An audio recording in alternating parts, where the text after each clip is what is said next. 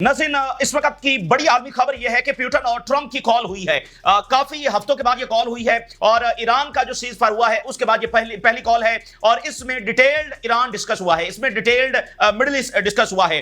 तो क्या चीजें इसमें डिस्कस की गई हैं, क्या फैसले किए गए हैं, पुतिन ने क्या बात कन्वे की है, ये हम आपके सामने रखेंगे। और ईरान का जो 408 किलोग्राम यूरेनियम है वो महफूज है। ईरान का 408 किलोग्राम यूरेनियम जो है वो महफूज है और ईरान को सबसे बड़ी डेटरेंस जो है वो इस वक्त क्रिएट करनी है और वो न्यूक्लियर डेटरेंस के अलावा उनके पास कोई ऑप्शन नहीं है। इसी दरमियान एक बड़ा संगीन मामला ये हुआ है कि लेबनान में बड़ी सीरीज ऑफ स्ट्राइक जो है इस वक्त देखी जानी है इजराइल की, और उससे के साथ एक बड़ा वाकया ये हुआ है कि अल-कुद्स फोर्स जो कि ईरान की फोर्स है, यानी ईरान की मिलिट्री जो है वो उसको आप कंसीडर कर सकते हैं, तो उसके जो एक हाई मिलिट्री ऑफिशियल है उसको लेबनान के अंदर निशाना बनाया गया।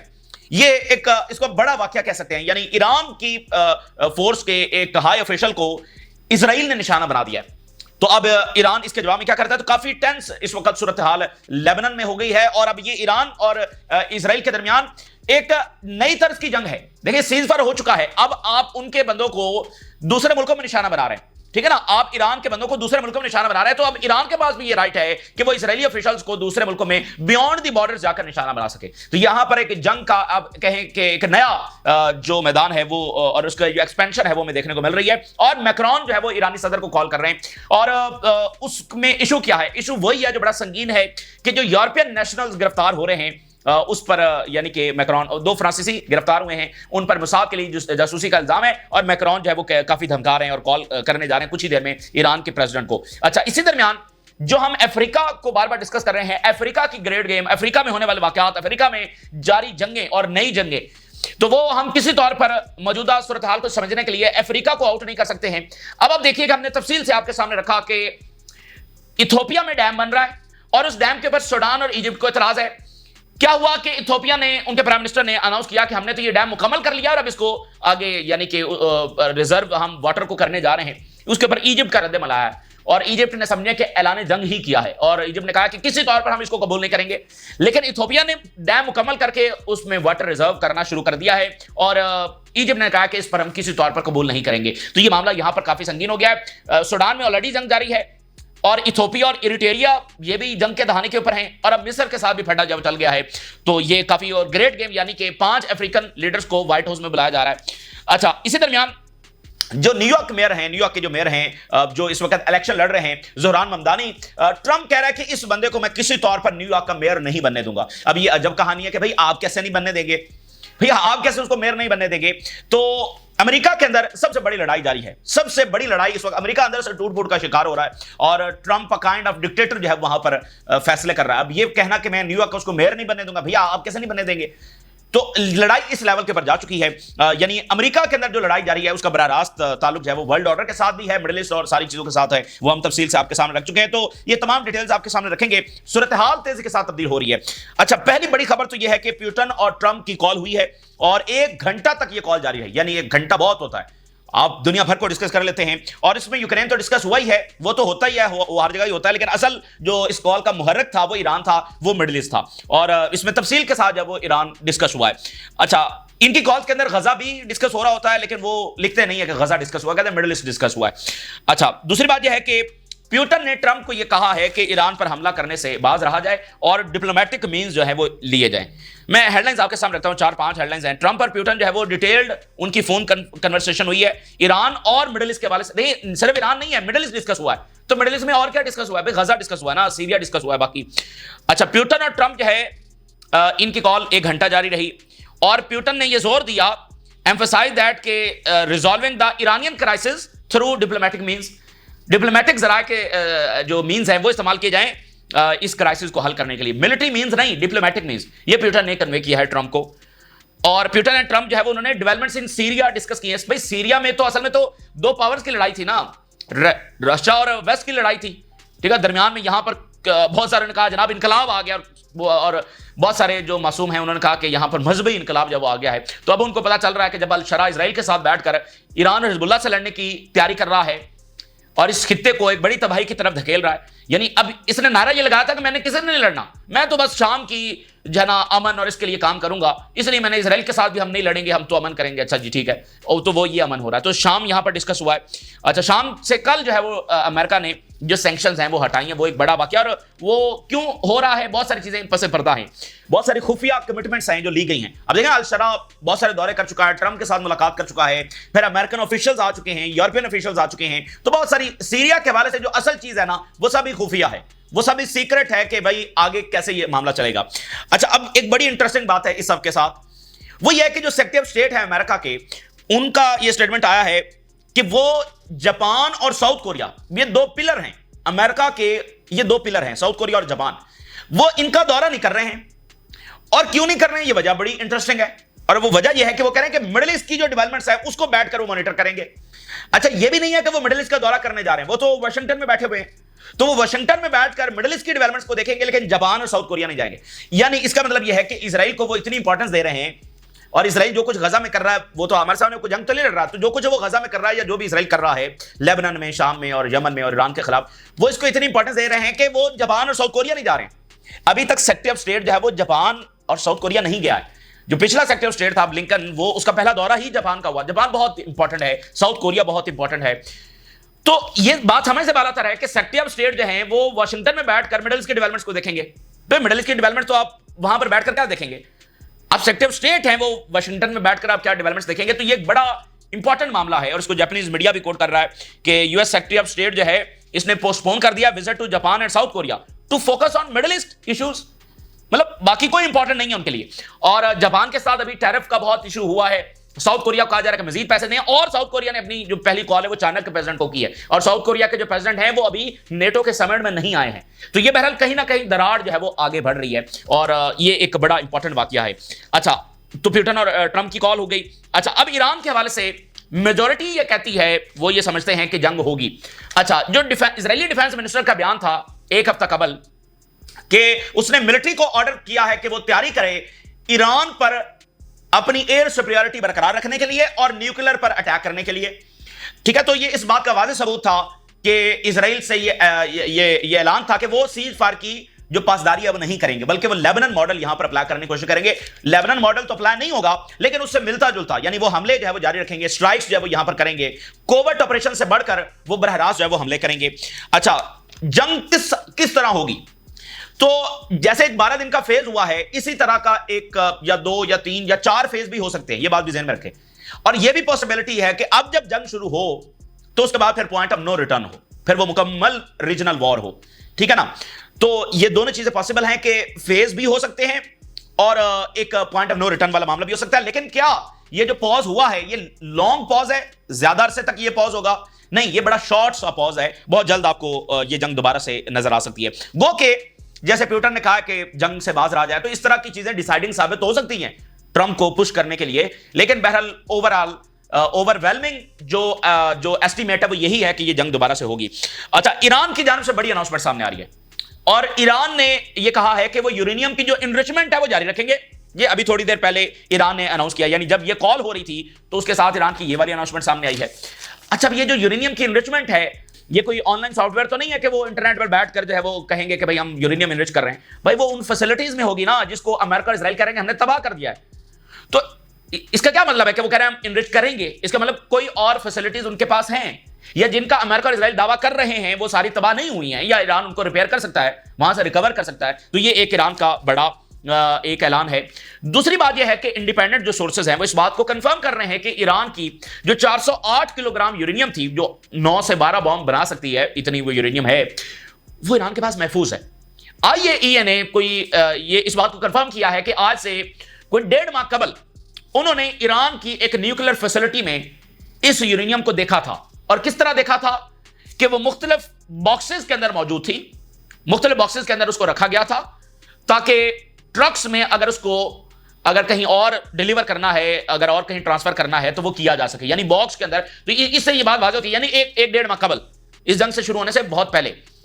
तो इसका मतलब यह है कि ईरान इसकी पूरी तैयारी कर रहा था कि हमला होगा, और वो ऑलरेडी उनको बॉक्स में डिवाइड कर चुके थे उसको ट्रांसफर करने के लिए। ठीक है ना, देखें जब हमला होने जा रहा था तो सारी दुनिया कह रही थी हमला होने जा रहा है, तो ईरान को पता नहीं होगा?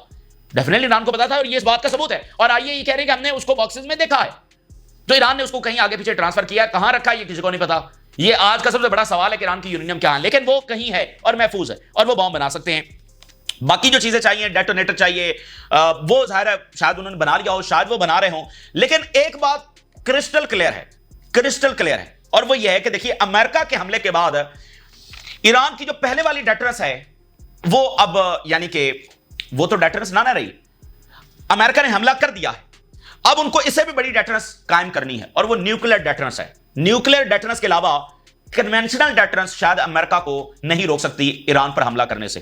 तो जो मेदवेदेव ने कहा था कि ईरान पर हमला हुआ तो वो हर सूरत में न्यूक्लियर बनाएंगे, तो ईरान को अपने सर्वाइवल के लिए, ईरानियन कौम को अपने सर्वाइवल के लिए अब न्यूक्लियर बनाना उनके लिए नागुज़ीर हो चुका है। इसके सिवा उनके पास कोई ऑप्शन नहीं है। खबर यह भी आ रही है कि ओस्लो के अंदर अगले वीक जो है वो मुज़ाकरात होने जा रहे हैं, तो इस तरह खबरें आ रही हैं। लेकिन ये जो ईरान में वाकया हुआ है ना, इससे जब भी डिप्लोमेसी होगी, जब भी मुज़ाकरात होंगे, तो उससे कोई भी ये यकीन नहीं करेगा कि अच्छा मामला हल की तरफ जा रहे हैं, क्योंकि डिप्लोमेसी को अमेरिका और इजराइल ने एज अ ट्रैप इस्तेमाल किया है, एज अ जवाब इस्तेमाल किया है।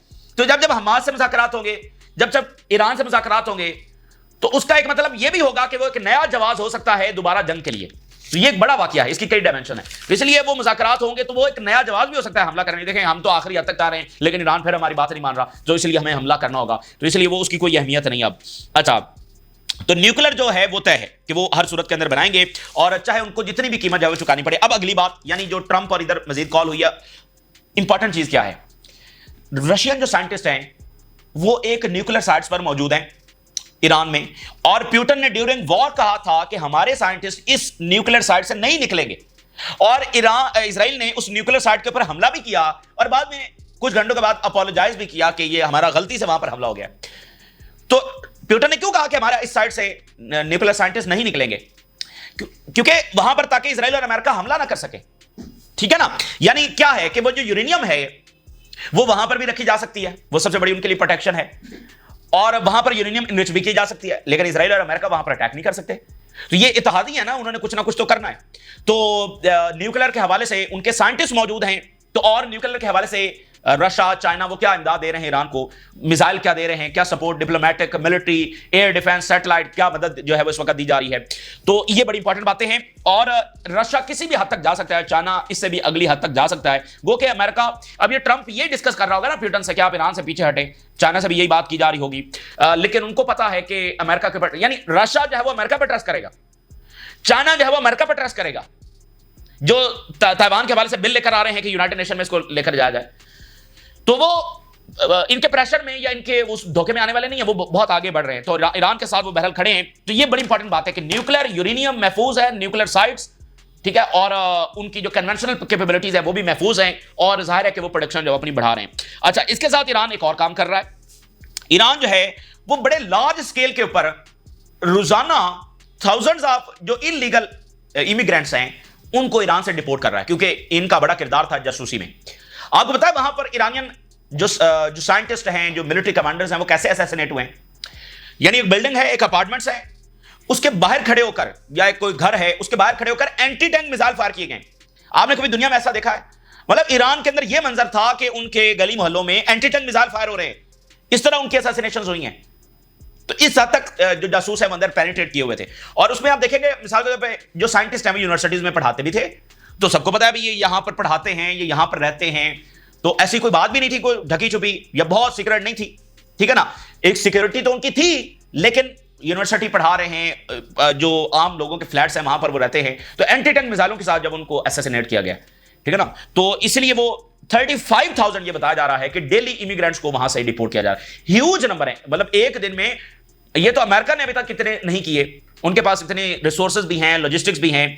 35,000 डेली ईरान जो है वो डिपोर्ट कर रहा है। इसका मतलब क्या है कि वो तेजी के साथ पहले अंदर से सफाया कर रहे हैं। और अगर आप देखें तो इजराइल ने इसमें सबसे ज्यादा यही किया कि उसने असैसिनेशंस की हैं, और ये इजराइल का एक सबसे ब्रूटल तरीकाकार है अपनी ताकत दिखाने का। हालांकि कोई ऐसे अपनी ताकत दिखाता नहीं है, लेकिन इजराइल इस तरह से अपनी ताकत दिखाता है असैसिनेशन करने के जरिए। अच्छा, अब IRGC का जरा स्टेटमेंट देखिए। If Israel does not take head from our strikes, we will teach it another stronger lesson. IRGC एक और stronger lesson इसको सिखाएंगे। Our policy regarding enrichment has not changed. Iran has full right to enrich within its territories. तो stronger lesson और enrichment है वो जारी रखेंगे। अच्छा, ये बात हो गई। मैक्रोन जो है वो कह रहे हैं कि थोड़ी देर में वो ईरानी सदर को कॉल करेंगे।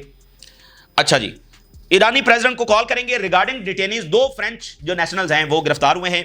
And do not rule out taking measures in response, और ईरान के खिलाफ हम कोई भी इकदाम उठा सकते हैं। और इजराइल कह रहा है कि ईरान के ऊपर सैंक्शंस यूरोप लगाए। अब यूरोपियन नेशनल्स जासूसी मोसाद के लिए कर रहे हैं, ईरान गिरफ्तार कर रहा है, यूरोप कह रहा है हमारे बंदे पकड़ रहे हो, और कह रहा है कि तुम्हारे खिलाफ इकदाम उठाएंगे। Very sensitive. अच्छा, एक और बड़ी बात है, एक और बड़ा वाकया कुछ ही देर पहले हुआ है।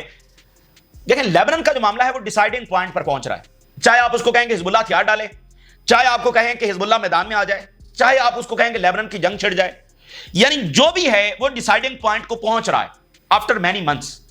2 बड़े वाकयात हुए। एक तो अल कुद्स फोर्स के हाई मिलिट्री ऑफिशियल वहां पर निशाना बने हैं सदरन लेबनान में इजरायली स्ट्राइक में।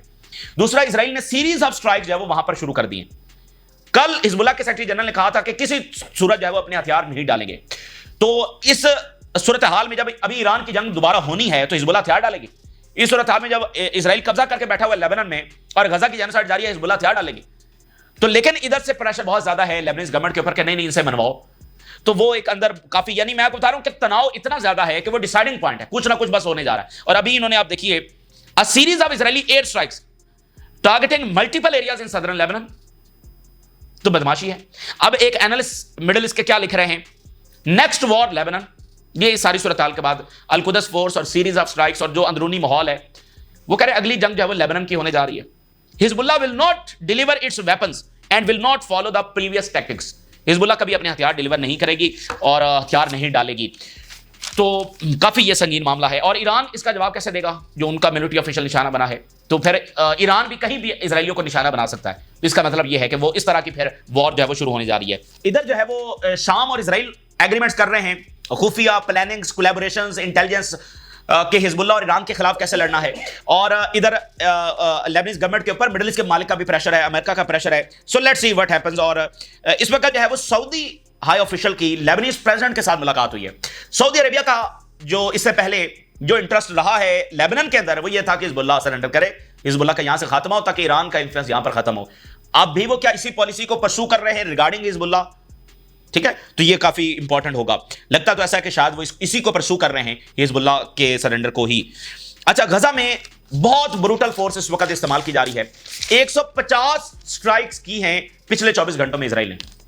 छोटा सा इलाका, 150 स्ट्राइक्स। अच्छा, इसके साथ एक दो वीडियो सामने आई है और काफी मतलब बहुत दिल दहला देने वाली वीडियो है। इवैक्यूएशन ऑर्डर हुए और एक बाप की वीडियो वायरल है। सामने उसके 2 बेटे मौजूद हैं, छोटे, कुछ एक 6 साल का, एक 7 साल का है। 2 बेटे उसके शहीद हो गए, ठीक है, शहीद हो गए। और ऊपर से इवैक्यूएशन ऑर्डर आ गया उस इलाके से।